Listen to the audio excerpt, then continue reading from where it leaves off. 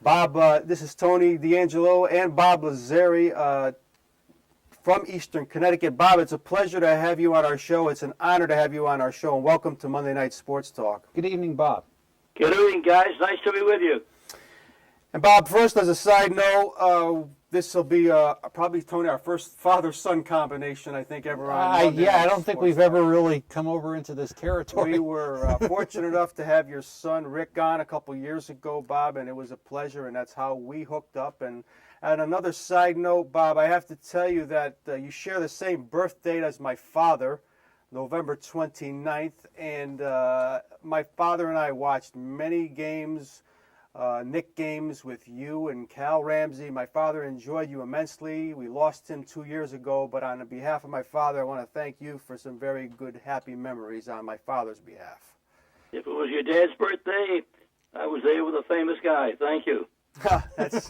It's our pleasure, Bob. And let me just touch upon your resume a little, Bob, and then we'll get into some major sports talk. But for those people out there aren't familiar with Bob Wolff, Tony, radio and TV voice of the Washington Senators from 47 to 60. Worked for NBC television. Started way back in 1939 on CBS while he was a student at Duke. Again, he remains the longest-running broadcaster in TV and radio history. Has worked on News 12 Long Island on the Yes Network. Has done various World Series, Tony, the Don Larson Perfect Game, which we were listening to prior to the broadcast. Yes. Also, one of his classic broadcasts was the Giants-Baltimore 58 championship game, the greatest game ever played, which is still called that to this day. He's done many Rose Bowls, games, Sugar Bowl, Gator Bowl. We can go on. We know him well as the New York voice of the New York Knicks. And again, Right. you were the background of our youth, Bob, and we can't thank you enough. And Sincerely. my first question, Bob, a career dating back to 1939. While you're attending Duke, you get this job for CBS in Durham, North Carolina. I just have to ask you, Bob, was sportscasting your main focus back in those early college days? Not really. It was just an accident, a real accident that got me over to CBS. I went to Duke to be a baseball player because at that time, Duke was considered one of the premier college teams going into the pros.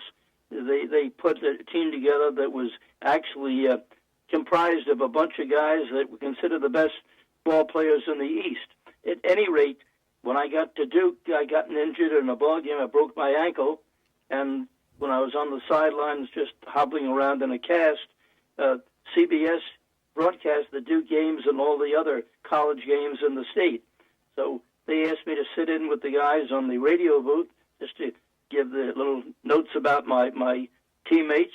I did that, and after about 2 weeks, they said, listen, our regular guy is going to be leaving pretty soon.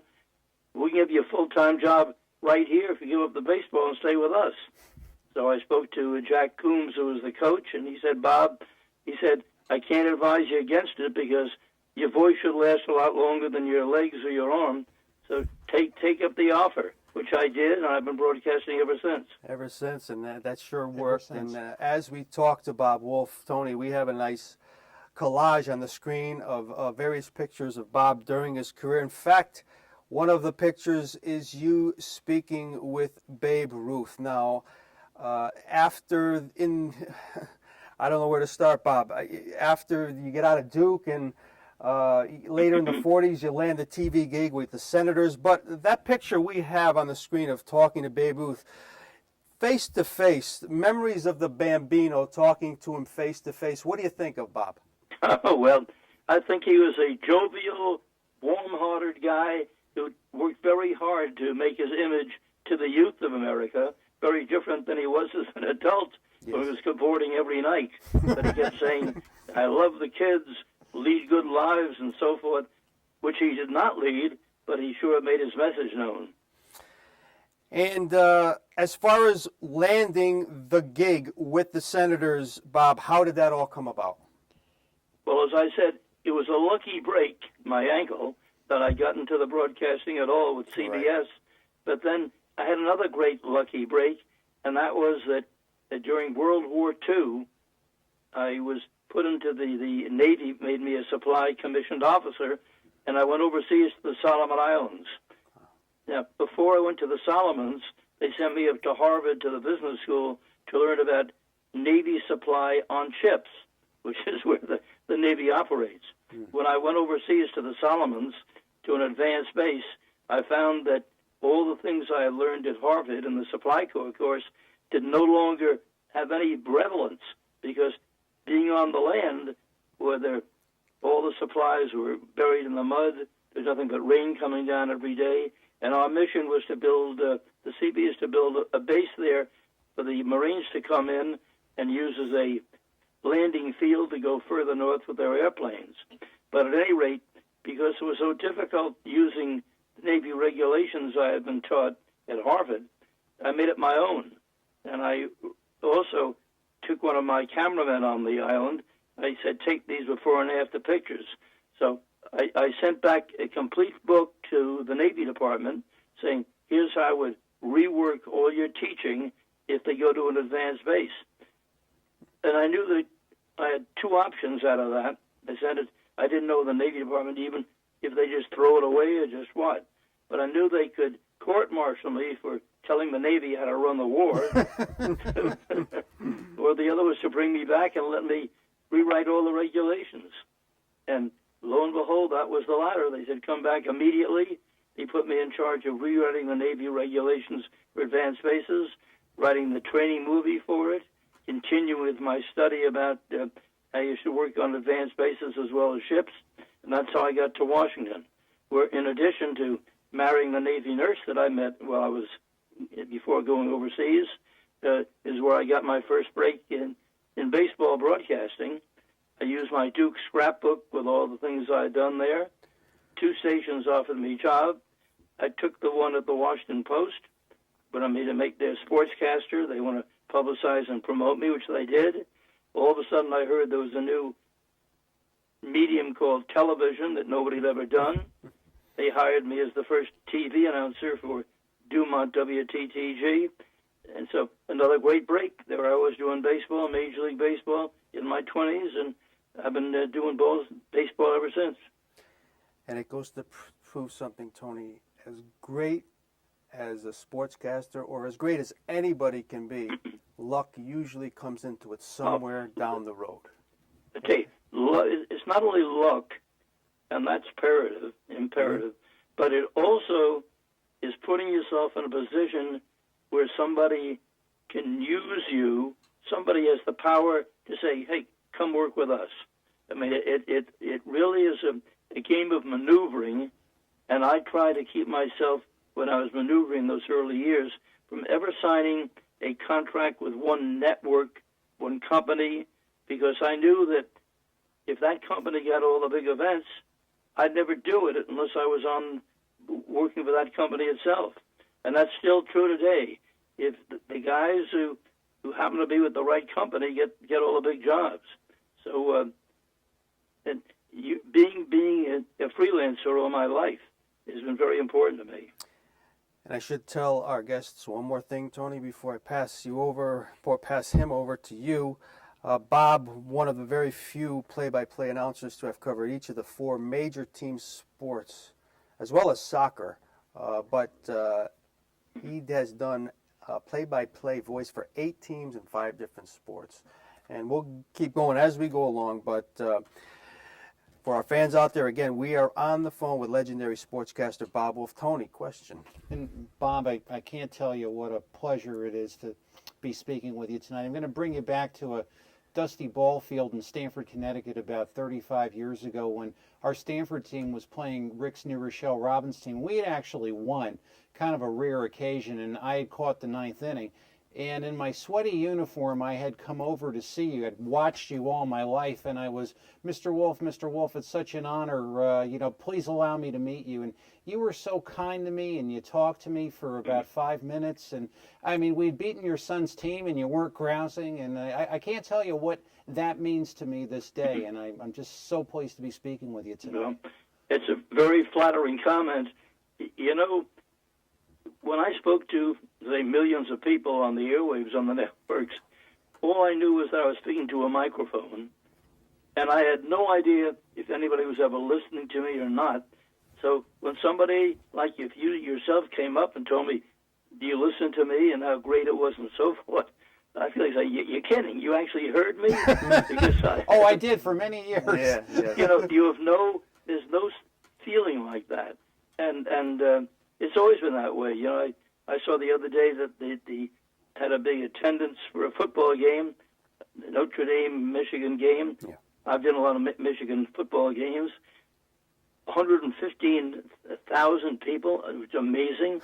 I did Michigan games, but there's just people out there, and so I've always felt a great kinship with the one person of the other people that I've gotten to know. They said they enjoyed what I was doing, so I guess I was on the right course. But I never felt any feeling that I was winning the award of more than that. Yeah.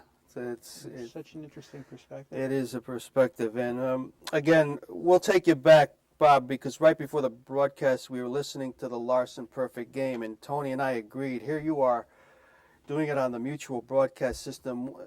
Tony, we agree, still one of the most memorable events in the history of any sport, it's correct? so pure in its simplicity, Bob, because it's just the game, and it's not 5,000 promos and 38 million distractions. It's just the game of baseball, which we miss in its pure form.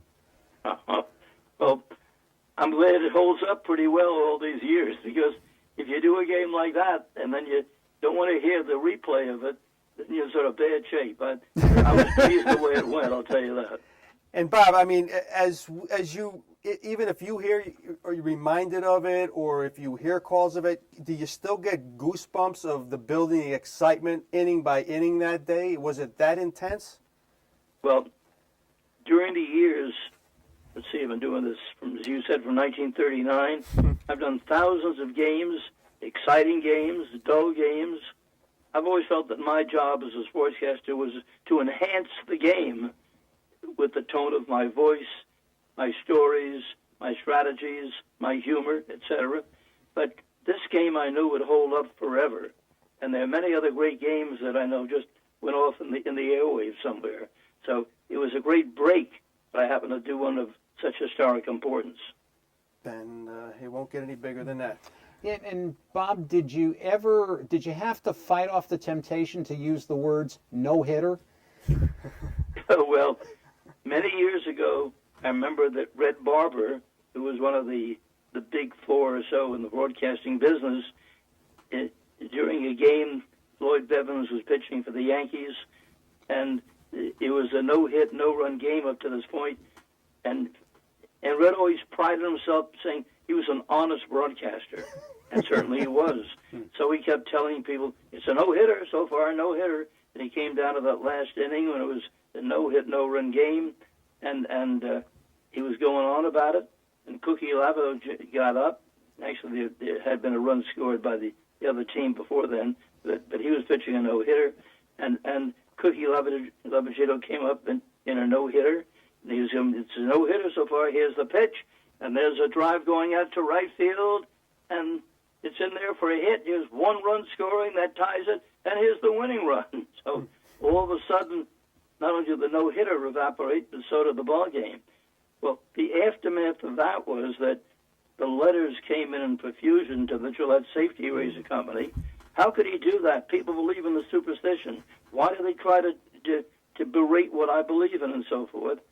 And he was not too popular for what he had done. But, of course, he said, I just tried to be an honest reporter. So that was in the back of my mind, and I thought, if I ever have a chance to do something like this, I'm going to use every synonym in the book to let people know it's a no-hitter. I just won't use those words. So 24 down in a row, the only people on base so far are the Yankees.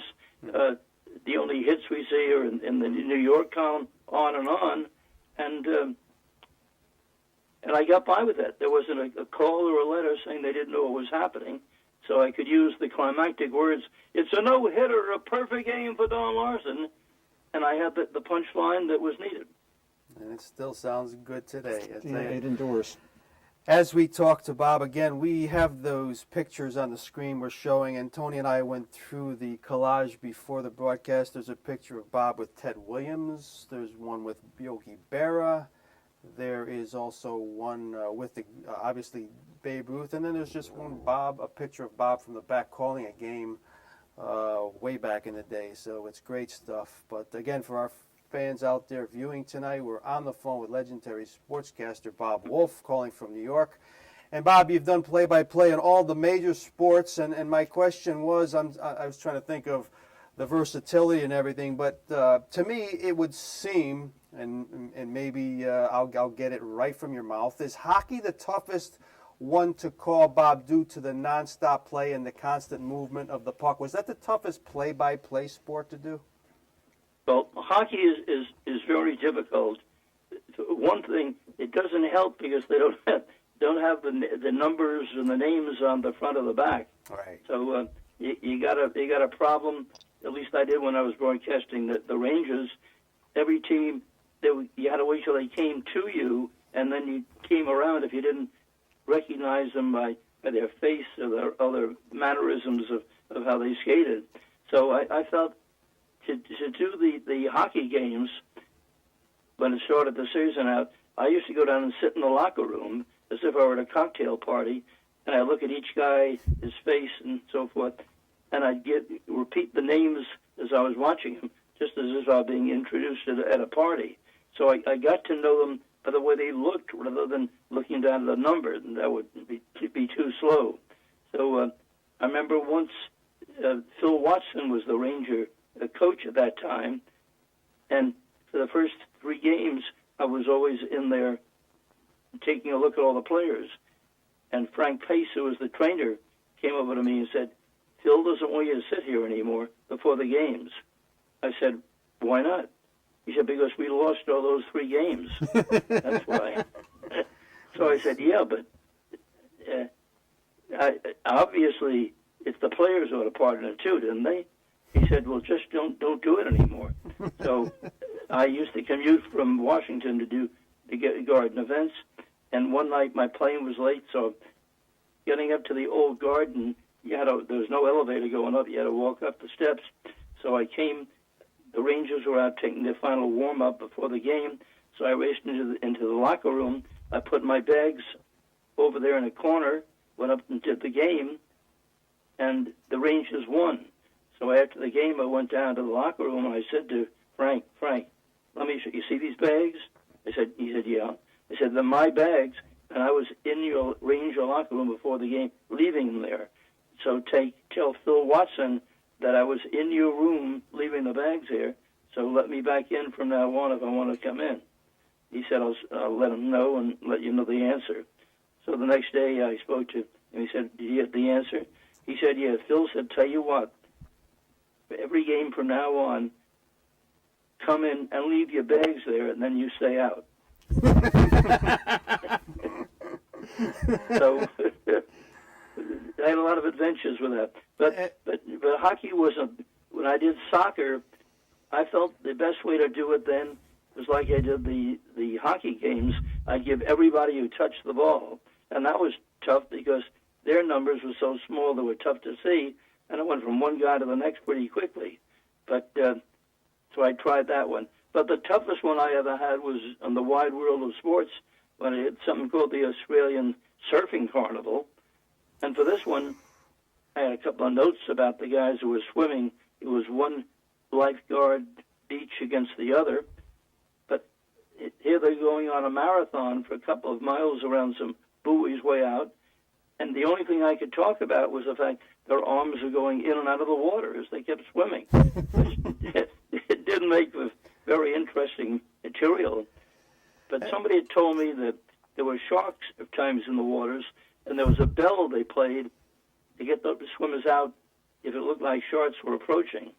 So I built my whole ABC telecast that day on the perils and, waiting for the bell.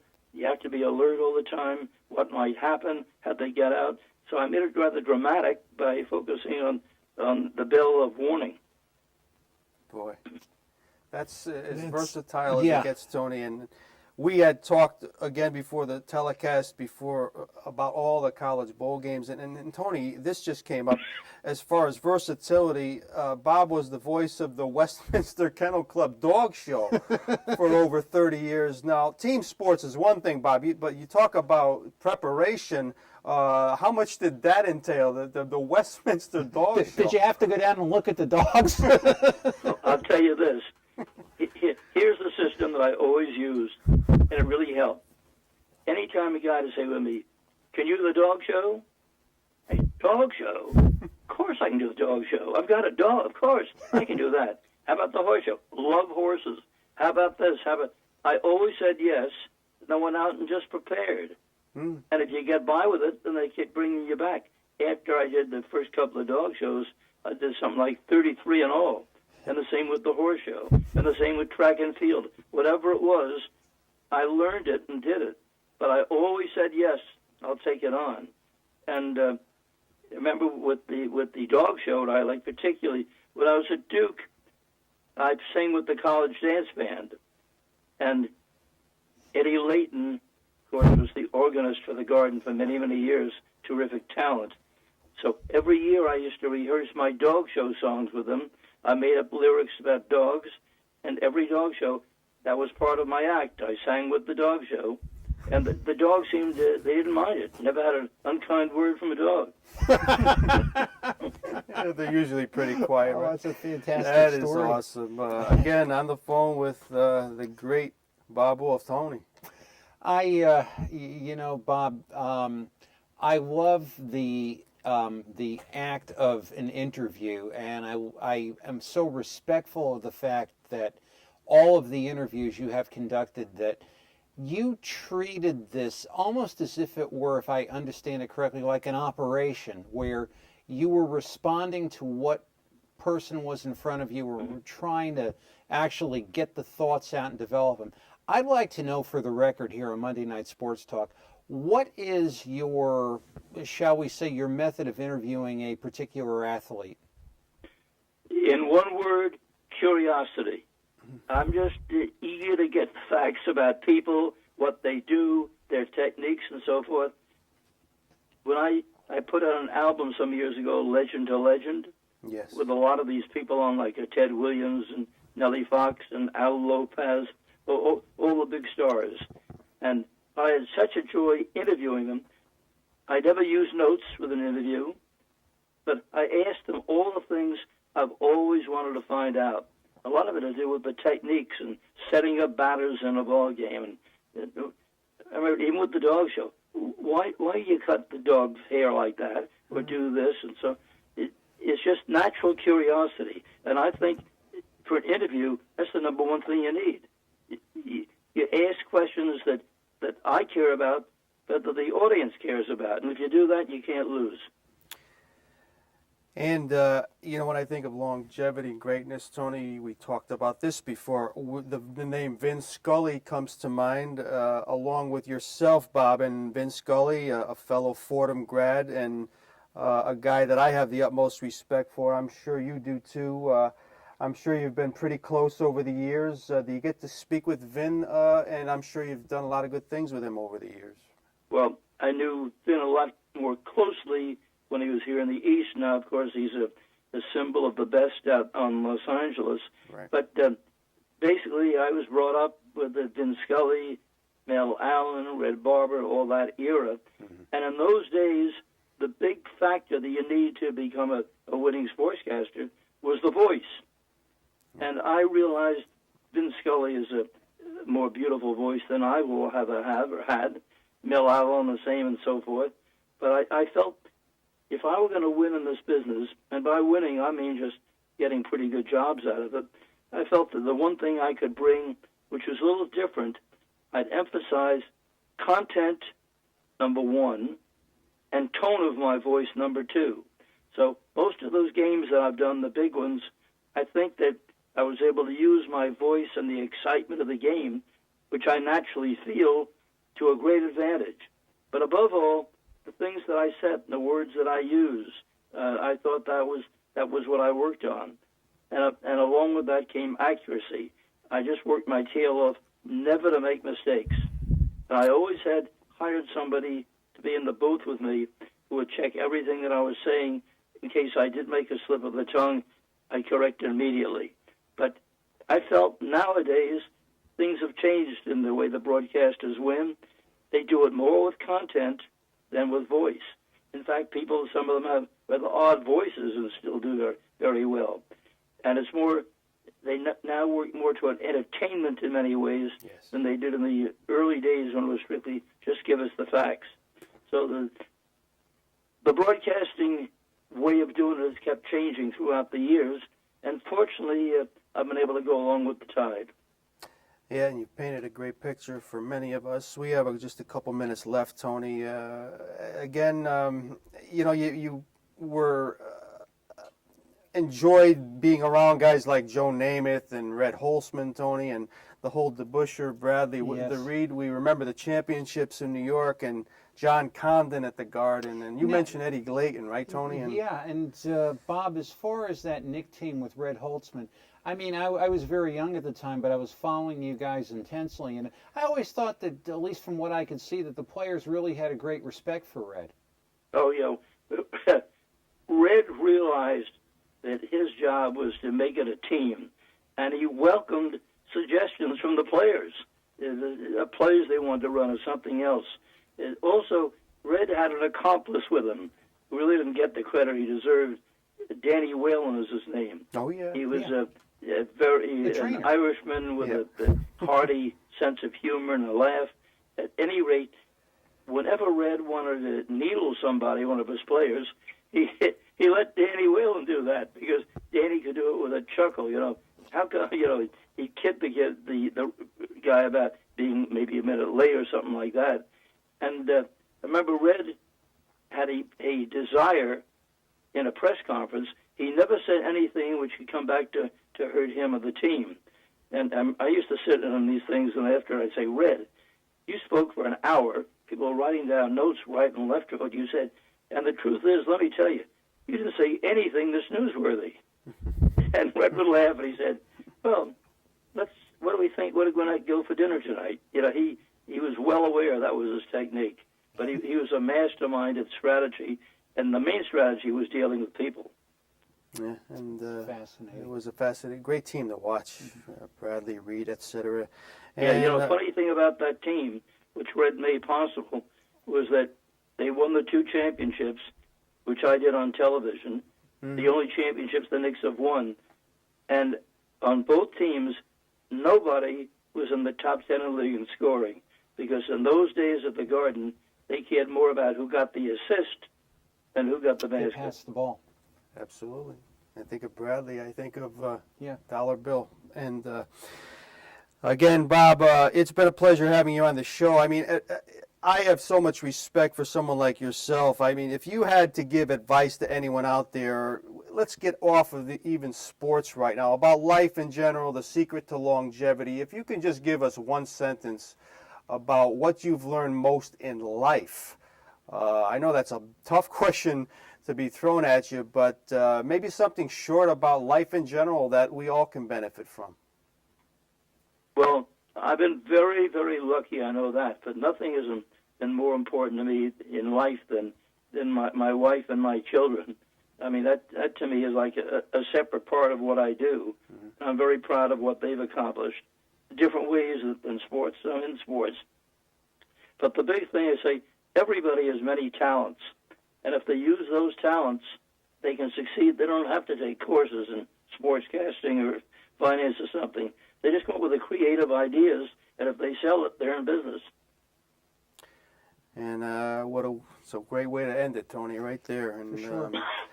I can't thank you enough. I know you're very proud of your family. Again, give our regards to your son, Rick. We'll be talking to him again soon, Bob. I know your grandson once played baseball in the Ivy League. You're very proud of everyone, but our best to your entire family. Please keep in touch with us. You're always welcome on here, and we can't thank you enough. We really can't. Many, many more years, Bob. And you made it fun, great fun for me. Mm-hmm. I treasure the chance, and I'm delighted I was on with you.